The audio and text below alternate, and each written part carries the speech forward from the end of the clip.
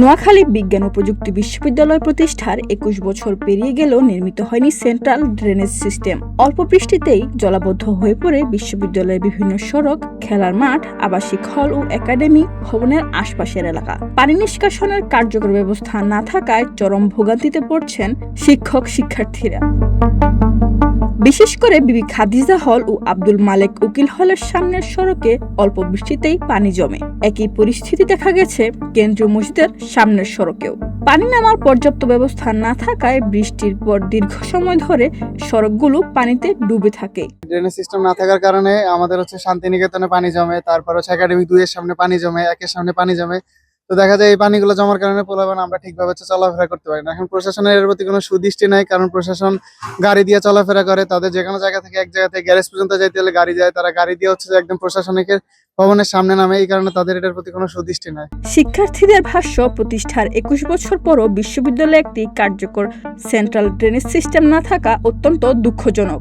দ্রুত জলাবদ্ধতা নিরসনে কার্যকর পদক্ষেপ নেওয়ার দাবি জানান তারা। ক্যাম্পাসে সার্বিকভাবে দেখি যে আমাদের ড্রেনেজ যে সিস্টেমটা ওইটা খুবই লো কোয়ালিটির। হ্যাঁ, এখানে আমাদের যে গাছগুলো লাগানো হয়, অনেক গাছ লাগানো হয়, সেখানে পানি জমার কারণেও সেই গাছগুলো কিন্তু বাঁচতেছে না, গাছগুলো নষ্ট হয়ে যেতেছে।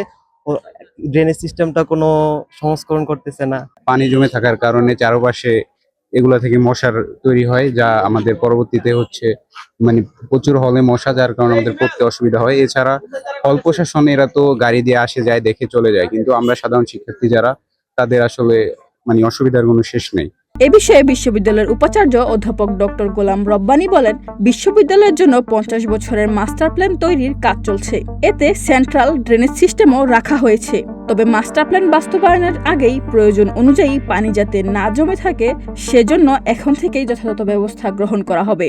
নোয়াখালী বিজ্ঞান ও প্রযুক্তি বিশ্ববিদ্যালয়ের অভ্যন্তরীণ যে ড্রেনেজ সিস্টেম, আসলে এটা খুবই দুর্বল। আমি যদি বলি ওভাবে ড্রেনেজ সিস্টেমই নাই, এটা ২০ বছরের একটা বিশ্ববিদ্যালয়, অথচ ড্রেনেজ সিস্টেম নাই, এটা আসলে দুঃখজনক। তো আমাদের যে এখন যে মাস্টার প্ল্যানটা হচ্ছে, ৫০ বছরের যে মাস্টার প্ল্যান, সেই মাস্টার প্ল্যানে আমরা যে একাডেমিক মাস্টার প্ল্যানটা তৈরি করেছি, এবং তার প্রেক্ষিতে আমরা একটা ইনফ্রাস্ট্রাকচার মাস্টার প্ল্যানের কাজ চলছে। তো সেখানে আমরা অবশ্যই ড্রেনেজ সিস্টেমটা যাতে করে আমরা এটি করতে পারি, সেটা পরিকল্পনা আমরা হাতে নিয়েছি। আর সেটি তো ভবিষ্যতে মাস্টার প্ল্যানে আমরা নিচ্ছি এবং এটা বাস্তবায়ন করব।